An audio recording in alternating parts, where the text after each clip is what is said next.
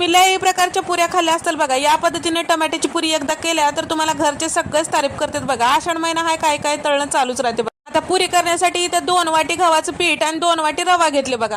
2 चमचे लाल मिरची पावडर, 1 चमचा धने पावडर, अर्धा चमचा हळद आणि थोडे जिरे टाकून घेतले, अर्धा चमचा भाजलेल्या जिऱ्याची पूड आणि अर्धा चमचा ओवा टाकून घेतले बघा. हातावर चुरून टाकायचं म्हणजे छान फ्लेवर येते बघा. 4 चमचे तीळ टाकून घेतले, 1 चमचा साखर टाकून घेतले, चवीपुरतं मीठ टाकून घेतले, भरपूर कोथिंबीर टाकून घेतले बघा. कोथिंबीर स्वस्त असेल तर लई टाका, महाग असेल तर कमी टाका आणि तेल टाकून घ्यायचं बघा मूठ वळेपर्यंत. छान साठा टाकून घेतलं तर पुरी छान होते बघा. 1.5 वाटी उकडलेले टमाटे त्याचं प्युरी करून घेतले बघा. ते टाकून घेतले, छान तिंबून घ्यायचं, 10 मिनिटं झाकून ठेवायचं. मग काय थोडं तेल लावून लाटून घ्यायचं. नेहमीच्या पुरीवानी काय सोपं आहे. तुम्ही जर एकदा करताल तर तुम्हाला लई आवडते बघा. 5-6 पुऱ्या झाले की तळून घ्यायचं बघा.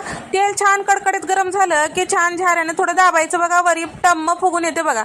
बघितलं की किती छान झाले बघा. तुम्हाला जर रेसिपी आवडली तर लाईक करा, शेअर करा आणि सबस्क्राईब करा.